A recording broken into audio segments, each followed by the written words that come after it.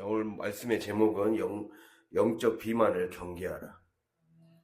영적 비만을 경계하라입니다. 신명기 말씀 그대로 책갈피 해놓고요. 일단 잠깐 예레미야로 돌아가면, 우리가 저번 시간에는 바로 땅에 있는 지체를 죽이라 그랬습니다.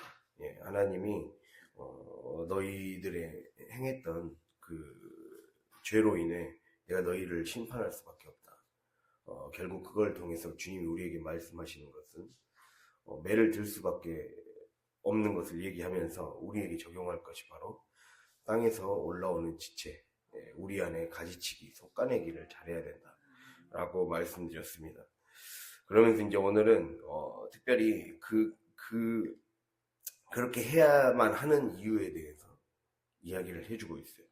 그것은 바로 가지치기를 해야 되는 이유가, 우리가 7절을 보면 그들을 배불리 먹인즉, 그러니까 한마디로 배불리 먹였는데 그들의 삶은 8절 살찐 수말같이 되어버렸다.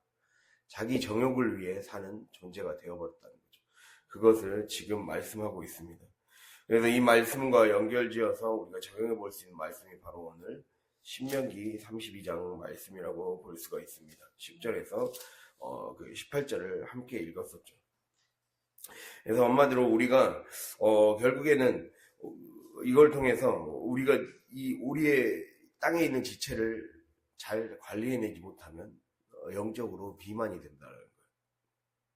살찌고 비대해져서 하나님의 뜻을 깨닫지 못하고 자기 정욕에 사로잡혀서, 자기 감정과 생각에 사로잡혀서 하나님의 은혜를 더 누리지 못하고 살게 되는 존재가 된다는 것을 우리에게 지금 말씀해 주고 있다는 사실입니다. 그래서 오늘 말씀을 한번 신명기 32장 함께 보면서 오늘 말씀을 적용해 보고자 합니다. 말씀 듣고 은혜 받는 시간 될 수 있기를 바랍니다. 우리가 32장 10절을 다시 한번 같이 읽어볼까요? 여호와께서 그를 황무지에서 짐승이 부르짖는 광야에서 만나시고 호위하시며 보호하시며 자기의 눈동자같이 지키셨도다. 예, 눈동자같이 지키셨다, 이 말씀이 나와 있죠. 즉 하나님께서는 이스라엘 백성을 황무지에서 부르셨어요. 그리고 짐승이 부르짖는 광야에서 만나주셨다, 이렇게 나와 있어요. 호위해 주셨다. 늘 옆에서 따라다니면서, 우리가 호위무사라는 말을 많이 쓰죠. 옛날에 사극 같은 데 보면 왕 곁에 따라다니는 오늘날로 따지면 경호원들을 호위무사라고 불렀죠. 옛날에는 그렇게 따라다니면서 곁에서 보호하고 지키고 위험에 처하지 않도록 지켜주는 것을 호위라고 할 수가 있습니다. 그렇게 보호해줬다는 거예요. 그것을 눈동자같이 지켜주셨다, 이렇게 표현하고 있어요. 자, 눈동자가 가장 사람에게 예민한 부분이잖아요. 가장 섬세한 부분. 그렇게 섬세하고 예민하게 작동하는 부분으로서 우리가 위험이 닥쳤을 때 눈동자를 보호하기 위해 우리가 눈꺼풀이 자동 반사적으로 감기잖아요. 이 물고기 같은 경우는 눈꺼풀이 없기 때문에 항상 눈을 떠 있는 채 죽을 때도 눈 뜬 채로 죽잖아요. 그런데 사람은 눈꺼풀이 있어서 반사적으로 어떤 외부의 위험이 딱 닥쳤을 때 딱 감게 되죠. 이게 누가 가르쳐 주지 않아도 자기를 보호하기 위한 그게 딱 작동하고 있고, 특히 발달해 있음을 알 수가 있습니다. 그리고 우리가 각종의 이물질이 눈 안에 들어오려고 하면 눈썹이나 속눈썹이 보호막이 되어주어서 작은 먼지라도 들어온다 싶으면 금세 눈물이 나서 이물질을 쳐내줍니다. 우리가 이러한 눈의 기능을, 또 눈은 또 무엇이 있냐? 눈이 그만큼 눈에는 30만 개의 회로가 있대요. 눈에만 30만 개의 회로가 있고 1억 개가 넘는 신경세포가 있어서 눈에서부터 연결되는 그 세포가 엄청나게 많이 연결되어 있다는 거죠. 그러니까 눈이 굉장히 중요하다는 것을 알 수가 있어요. 그러니까 우리가 이걸 통해서 적용해 볼 수 있는 게, 예민하고 섬세하게 우리를 그만큼 지켜주시며 위험에서 보호해 주시고 건져주셨던 하나님의 은혜를 느낄 수가 있습니다. 우리가 눈동자라는 걸 통해서 우리가 살펴봐야 될 것은 내 눈이 예민하게 떠 있는 것이 굉장히 중요하다라는 것을 지금 주님이 우리에게 말씀해 주고 있다는 거예요. 즉 영안이 열려 있고 깨어 있어야 된다는 거예요. 예민하고 섬세하게 외부적인 공격에 그래야 대처할 수 있다. 주님이 우리의 삶에 그렇게 지금 얘기하고 있어요. 우리가 외부의 위험에 그러니까 외부적인 위험에서 우리를 이겨낼 수 있는 기본적인 시스템이 바로 장치가 기관이 눈이라는 거예요. 그래서 영안이 열려 있고 깨어 있어야 되는 거예요. 그러니까 신체적인 눈으로도 우리가 중요하듯이 우리의 영적인 눈이 열려 있고 깨어 있어야 우리 밖에서 다가오는 외부의 적들을 식별해내고 분별해낼 수가 있다는 사실입니다. 가장 정확하고 자세하게 섬세하게 볼 수 있다는 거죠. 그래서 우리가 아까 그 눈꺼풀이 자동 반사적으로 감기는 것이 바로 위험을 인지하고 보호해 준다 했어요. 그리고 이물질이 다가왔을 때 눈물이 자동적으로 나고 먼지를 밖으로 밀어낸다 했죠. 차단과 분리의 기능이에요. 우리가 이것들을 우리의 삶에 성경적으로 적용해 봤을 때 하나님은 우리의 삶을 위험에서 보호해 주시길 바라시고 또 마찬가지로 그게 되려면 하나님은 우리의 삶을 그렇게 보호해 주길 바라는데 내가 영안이 깨어있지 않고 내 삶에 사로잡혀 있고 하다 보면 우리가 눈이 보이지가 않게 돼요. 내 감정에 사로잡히게 되고 내 마음이 딴 데 가 있으면 영안이 열려있지 못해서 외부에서 오는 위협을 감지하지 못하고 지게 되는 거죠. 그래서 우리가 그게 필요합니다. 항상 우리의 영안이 띄어 있어야 된다.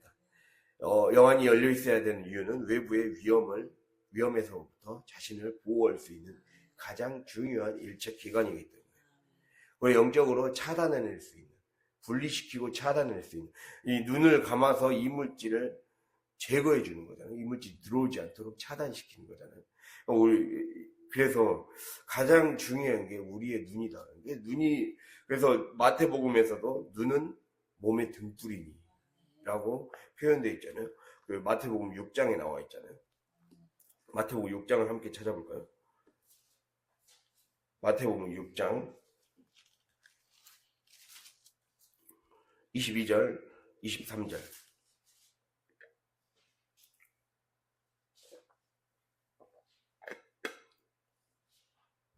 함께 읽겠습니다. 눈은 몸의 등불이니 그러므로 내 눈이 성하면 온몸이 밝을 것이요 눈이 나쁘면 온몸이 어두울 것이니 그러므로 내게 있는 빛이 어두우면 그 어둠이 얼마나 더하겠느냐. 아멘. 자, 눈이 몸의 등불이라고 해요. 즉 우리가 눈이 하늘에 고정되어 있어야 된다. 우리의 눈이 떠서 우리의 삶에서 다가오는 우리를 해하려고 하고 우리를 영적으로 다운시키려고 하고 위축시키려고 하는 것들을 볼 수 있어야 된다. 하늘의 눈이 열려야 그래서 우리가 눈이 하늘에 고정되면 하늘의 빛으로 내 온몸이 채워질 수 있다는 거예요. 눈이 성하면 온몸이 밝을 거라고 했잖아요. 근데 눈이 나쁘면 온몸이 어두울 것이다. 이렇게 나와 있어요. 그래서 빛이 어두우면 그 어둠도 찾아오게 된다. 내가 눈이 열려있지 못하면 내가 영적인 눈이 깨어있지 못하면 즉 하늘의 눈을 보지 못하면 먼저는 어떠한 어둠이 다가와도 그걸 막아낼 수 있는 재간이 없다는 거예요. 그래서 온통 안이 어둠으로 채워지고 그 어둠 때문에 우리의 삶에 흑암이 찾아오게 된다라는 것을 지금 이야기를 해주고 있어요. 그래서 우리의 눈이 깨어 있어야 되구나, 열려 있어야 되구나, 예민하고 섬세하게 늘 우리의 자신을 갈고 닦아야 된다는 것을 지금 말씀하고 있어요. 그리고 아까 제가 그 눈에는 30만 개의 회로가 있다고 그랬어요. 회로가 연결되어 있고 1억만 개의 신경세포가 집중 분포되어 있다고 그랬어요. 즉 우리 안에 회로라는 것은 우리 신체 내에서 진행되는 어떤 물질과 에너지의 교대 과정 중에서 화학 반응의 경로가 순환하는 부분, 이렇게 이제 정의가 되거든요. 그러니까 우리 안에서 얼마나 수많은 그 화학작용이 일어납니까? 어떤 음식을 먹었을 때나, 그리고 소화작용을 일으켰을 때, 근데 그리고 어떤 외부의 반응에 어떤 자극을 할 때, 그래서 여러 가지 그거를 통해서 우리의 몸에서 화학 반응이 일어나죠. 근데 그것을 받아들이는 첫 기관이 바로 눈에서 시작하죠. 한 예로 우리가 음식을 먹을 때도 눈으로 먼저 보고 그것을 인식해서 우리 안에서 배고프다, 배부르다, 이건 먹어서는 안 되는 것이다, 먹으면 되는 것이다, 이렇게 눈으로 먼저 보고 인지를 해서 그거를 입에 넣을 것인지 말 것인지를 눈이 먼저 보고 뇌로 판단을 보내고 뇌가 명령을 내려서 밑으로 쭉 몸에까지 반응을 하고 연결을 하게 되잖아요. 그런 것과 비슷한 겁니다. 결국에는 그 모든 회로가 눈에서부터 시작한다는 거죠. 그래서 아까 그 마태복음에 그 적용을 했듯이 우리가 눈이 깨어있지 못하고 눈이 열려있지 못하면 아무 것이나 흡수하고 받아들이게 된다는 거예요. 우리가 저번 시간에 제가 이 땅에 있는 지체를 죽이라 하면서 우리가 세 가지 반응에 주의해야 된다라는 말씀을 드렸어요. 혹시 기억이 나십니까? 세 가지 반응. 그리스도인의 세 가지 반응에 주의해야 된다. 뭡니까? 마귀와 싸우는 자들은 늘 세 가지의 영적인 움직임을 포착하고 있어야 된다. 몸의 본성에서 나오는 움직임. 그리고 두 번째, 음식과 음료를 섭취하는 데서 나오는 움직임. 그리고 마귀에게서 오는 움직임. 이 세 가지를 포착해야 된다. 이거를 한마디로 세속, 육신, 마귀. 딱 알고 있어요. 세속, 육신, 마귀. 이 움직임을 포착하고 있어야 된다.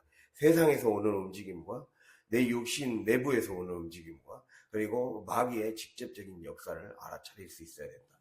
이거는 우리 평생에 이거를 분별하고 있는 눈이 열려야 된다는 것을 주님이 우리에게 말씀하고 있어요. 그래서 그 몸의 본성에서 나오는 게 육체의 정욕, 육신의 정욕과 안목의 정욕을 얘기하는 거예요. 예. 그리고 음식과 음료를 섭취하는 데서 오는 것. 예. 이것이 바로 우리가 무엇을 먹느냐, 무엇을 마시느냐, 무엇을 받아들이고 수용하느냐. 쳐낼 건 쳐내고 받아들일 건 받아들이고 하나님에게서 나온 건 받아들이고 하나님이 기뻐하시지 않는 건 쳐낼 수 있는 것. 그거를 차단시키고 분리시킬 수 있는 것. 근데 그것의 시작이 눈이라는 거죠. 우리의 영안이 깨어있지 못하면, 열려있지 못하고 눈을 들고, 그래서 영적인 눈이 열리려면 우리의 눈도 깨어있어야 돼요. 신체적인 눈이 깨어있어서 말씀을 부지런히 봐야 되고 하나님이 뿌려놓으신 삶의 현장에 뿌려놓으신 말씀을 보려고 해야 우리의 눈도 열리죠. 그게 기본입니다. 그래서 영적인 거 영안이라고 했을 때 뭐 다른 뜬구름 잡는 게 아니라 우리의 눈을 열어서 하나님의 말씀을 보려고 할 때 그것이 열리기 시작한다라는 것이죠. 우리의 온몸을 열어서 하나님께 반응할 때 내 온몸이 빛으로 채워진다라는 것을 주님이 우리에게 지금 말씀하고 있다라는 거예요. 그 회로, 즉 30만 개의 회로가 연결되어 있다 했어요. 그게 우리의 온몸에 반응을 내리고 결국에는 어떠한 행동을 하게 만든다는 거죠. 행동을 하게 만드는 출발이 된다는 거죠. 그리고 이렇게 신경세포가 집중되어 있어요. 신경세포를 이제 영어로 뉴런이라고 해서 이 세포체가 있고 그 돌기가 연결되어 있어서 그게 하나하나 온몸에 이제 내 몸의 그 어떤 반응을 일으키게 되죠.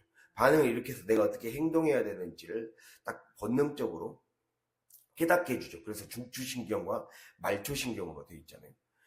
말초신경이 열려 있어야 내가 딱 당장 어떤 내 삶에 우리가 다가왔을 때 핀으로 나를 찔렀을 때 만약에 그것에 대한 어떤 통증이 없다 그러면 그 사람이 말초신경이 굉장히 마비되어 있다는 것을 알 수가 있는 거예요. 아무리 찌르고 아무리 때려대도 통증을 못 느낀다. 무통증의 어떤 병을 갖고 있는 사람이 있단 말이에요. 그런 사람들은 신경이 마비되어 있는 거죠. 신경이 마비되어 있기 때문에 그런 문제가 발생하는 거고 더 나아가서 중추신경이 손상되고 마비되면 그건 이제 더 큰 문제가 되는 거죠. 뇌에까지 영향을 미칠 수 있기 때문에.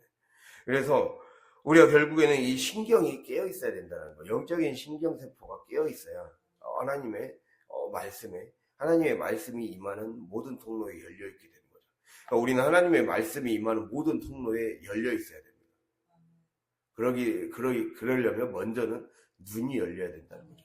눈이 열려서 하나님의 영광을 보려고 하는 것. 그게 중요한 겁니다. 영광, 하나님의 영광, 빛과 어둠을 제대로 식별해서 무엇을 취할 것인가, 어디로 갈 것인가를 볼 수 있어야 된다는 겁니다. 그래서 말씀을 실상으로 만들어내기 위한 가장 근본, 가장 기본이 되는 시작점이 되는 기관이 바로 눈이라는 겁니다. 그러기 때문에 우리는 눈이 깨어 있어야 되고, 주님은 그것을 우리의 삶에 중요하기 때문에 우리를 눈동자같이 지키셨다는 거예요. 그것을 우리가 적용해 보면서 하나님이 우리를 그렇게 지키셨듯이 내가 내 삶을 위협에서 지키기 위해서 나를 보호하고 그리고 세상에서 이길 수 있는 힘을 기르기 위해 가장 중요한 거, 영적인 싸움에서 가장 중요한 것은 바로 내 눈이 깨어 있는 것이다. 영안이 열려 있는 것이다. 그게 중요하다는 걸 기억할 수 있기를 바랍니다. 그리고 다음으로 적용해 볼 수 있는 게 바로 우리가 보면 우리가 그 말씀을 나와 있죠. 또 눈동자같이 지키셨다 뿐만 아니라 우리가 예수님은 이렇게 말씀하셨죠. 내가 너희의 머리털까지 다 세고 있다라고 말씀하잖아요. 내가 머리털까지 세신 바 되었다. 그 복음서 보면 나와 있습니다. 그러니까 머리털까지 세고 계셨다는 말이 무슨 말일까요? 머리털까지 세신 바 되었다. 마태복음 10장 30절에 나오거든요. 너희에게는 머리털까지 다 세신 바 되었나니. 뭐 그냥 굳이 찾지 말아요. 그냥 설명할 거니까. 네. 무슨 말일까요? 머리털까지 세신 바 되었다. 아까 이제 그 눈동자가 눈에 대해서 얘기를 했어요. 그러니까 우리 눈뿐만 아니라 그러니까 아까 눈을 통해서 우리에게 얘기해 주는 건 무엇이었어요? 우리의 외부에서 오는 것들을 식별해서 분리하고 차단해내고 자기를 보호해내는 거라 했죠. 눈은 우리의 내부를, 머리털은 우리의 내부를 의미할 수가 있어요. 내 머리털까지 세신 바 되었다. 내가 너의 생각을 다 알고 있다는 거예요. 내가 너의 생각의 모든 것들을 다 알고 있다라고 지금 비유적으로 그걸 얘기하는 거잖아요. 그러니까 내 머릿속에서 일어나는 수많은 생각들, 즉 내 뿌릿속 깊은 근원적인 부분들까지 모두 다 세밀하게 세어보고 계신다. 헤아리고 계신다. 라는 것을 지금 얘기하고 있는 거죠. 우리가 평균적으로 머리털 하면 이제 이렇게 생각할 수 있죠. 평균적으로 하루에 50에서 100가닥의 머리가 빠진다고 합니다. 그리고 나서 다시 자란다고 하죠. 그래서 일반적으로 100개가 넘는 머리가 빠지기 시작하면 이제 탈모가 진행된다고 얘기한다고 합니다. 근데 그것을 또 다시 자라나게 해주세요. 그러니까 그 정도로 하나님은 우리의 삶을 다 책임져 주고 계시고, 우리의 생각을 주관하고 계시고, 생각을 통제해주고 계신다는 거죠. 우리가 이걸 통해서 볼 수 있는 것은 하나님은 우리의 머릿속에서 일어나는 수많은 생각들을 주관해 가시고 통제해 가신다. 그것을 적용해 볼 수 있고, 또 우리에게 더 깊이 적용해 볼 수 있는 것은 내 생각이 관리되지 못하고 마음이 세밀하게 컨트롤되지 못하면 머리카락이 빠지듯이 내 내부적인 생각이 공격을 당하게 된다는 거예요. 생각의 공격에서 지면 안 된다라는 거예요. 그래서 우리가 잠언이 4장 23절에 무릇 지킬 만한 것 중에 더욱 네 마음을 지키라. 생명의 근원이 이에서 남이니라 라고 나와 있죠. 근데 그 뒷부분까지 보면 우리가 마음을 지킨다는 게 무엇일까에 대해서 더 적용해 볼 수가 있습니다. 한번 잠언을 찾아볼까요?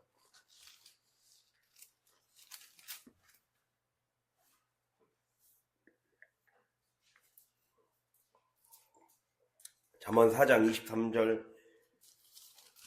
23절부터 27절입니다.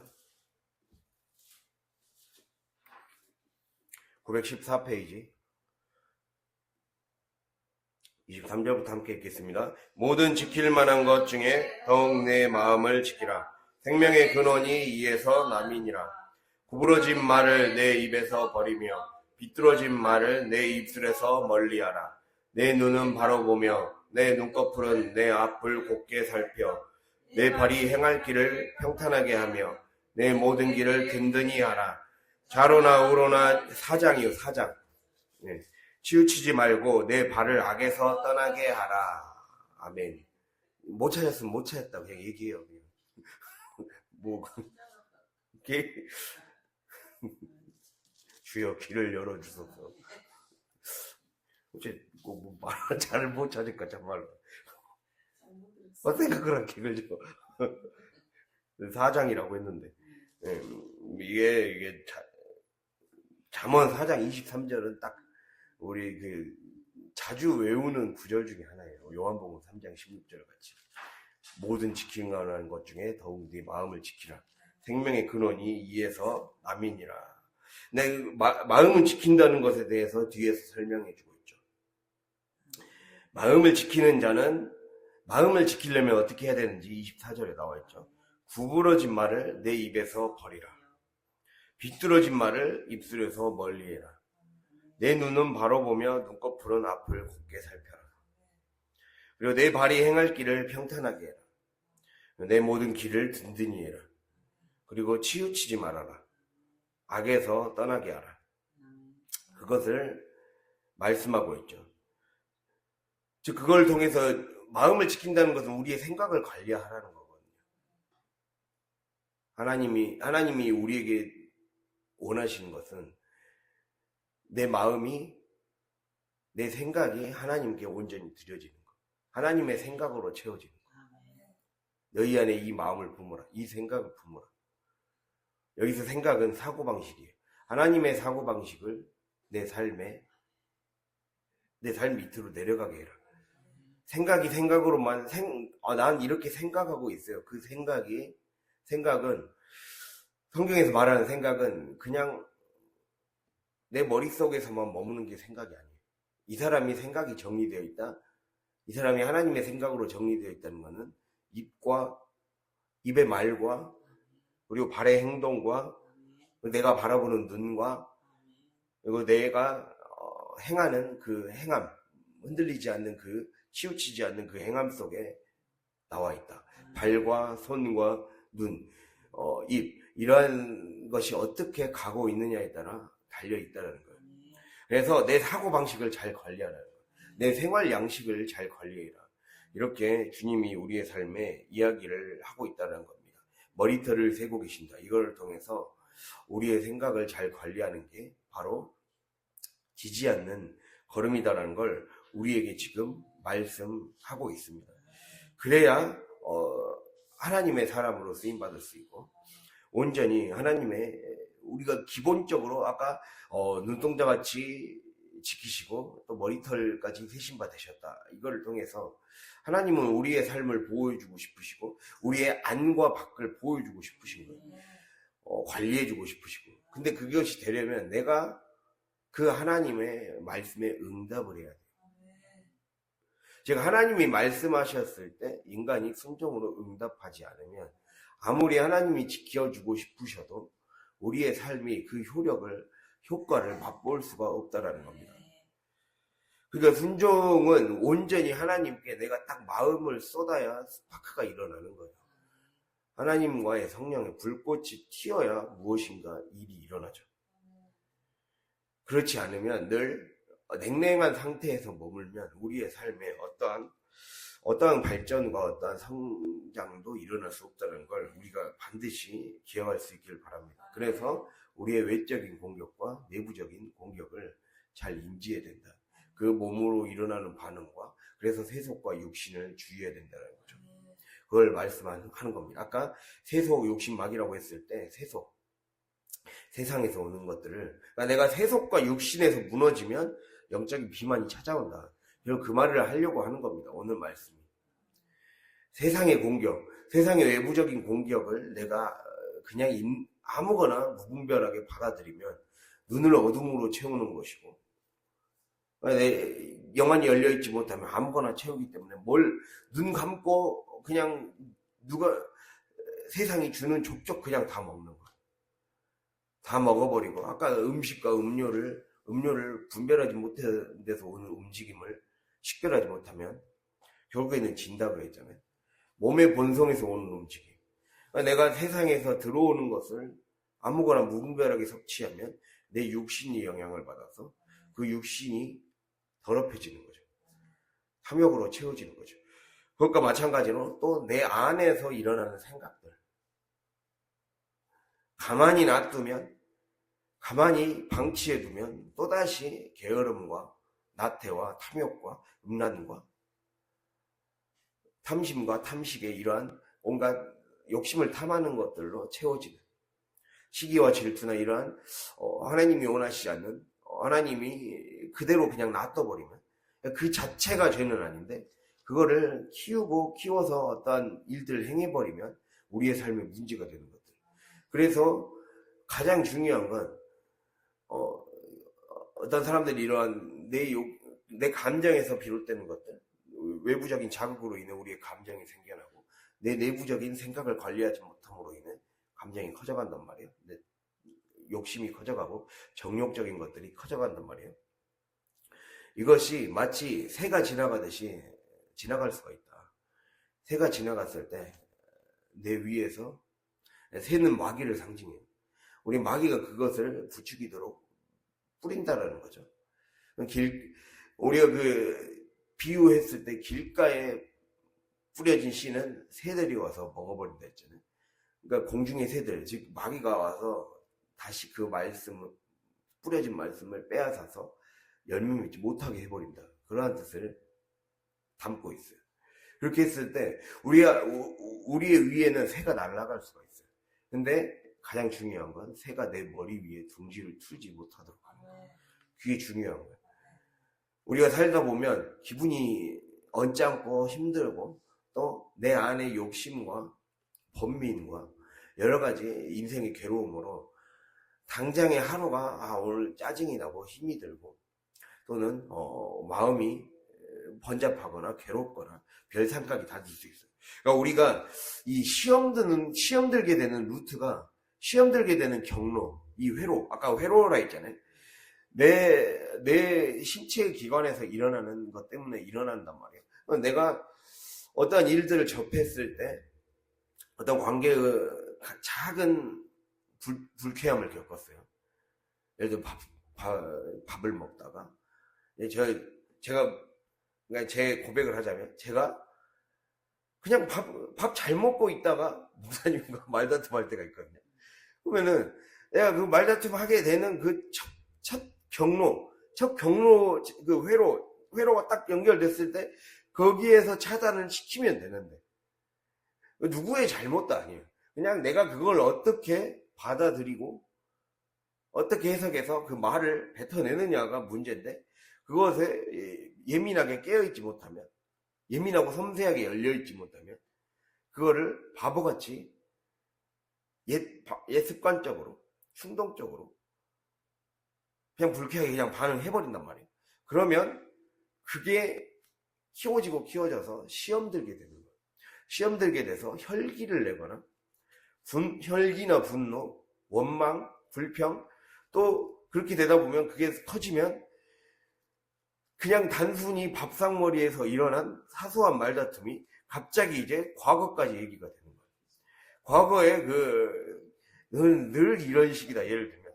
그래서, 그러니까 어린 시절에 어린 시절까지 얘기가 돼요. 이게 그 통로를 불어들리는 순간 마귀 역사가 일어나는 거죠. 그러면 마귀는 그런 식으로 들어오는 거예요. 우리의 외부에서 오는 거를 그냥 그거를 딱 차단시킬 수 있는 굉장히 섬세하고 예민한 통로를 통해서 우리 가운데 살살 건들단 말이에요. 슬슬 건들게 되는 그 요소들을 누가 건드려서 그런 게 아니라 그냥 내가 거기에 반응을 하려고 하기 때문에 그런다는 거예요. 그게 중요한 거예요. 내 마음에서 비롯되는 거예요. 우리가 기독교를 예로 들어서 그래서 마음을 지켜야 된다 이 말이고 불교에서도 그 말 하잖아요. 일체유심조. 모든 것은 마음먹기에 달렸다. 모든 것은 내 마음으로부터 비롯돼서 그 마음이 만들어내는 게 일체 유심조라고 해요. 유심, 유가 말미암을 유, 마음심, 그리고 조, 만들 조, 조성할 때 그 조성할 조예요. 그러니까 내 마음이 무엇인가를 다 만들어낸다는 거예요. 내가 어떻게 받아들이느냐, 내가 어떻게 해석해내느냐.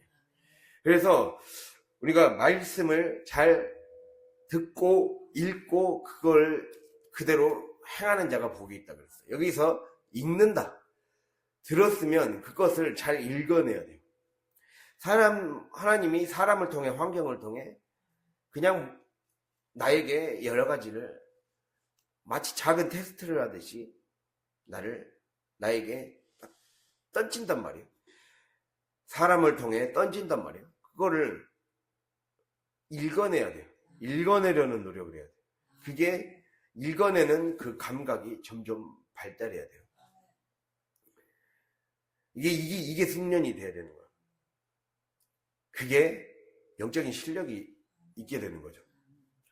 습달이 되는 거죠. 우리가 처음에는 예를 들면 아까 호위무사의 얘기를 했는데, 대통령의 경호원들이 처음부터 그렇게 잘했겠습니까? 모든 위험에 대처하고 바로바로 본능적으로 대처하고 수없이 많은 훈련들을 통과했겠죠. 대부분 그런 경호팀을 하는 사람들은 그런 올림픽에 출전할 만한 그런 급이 되는 사람들을 선발을 하잖아요.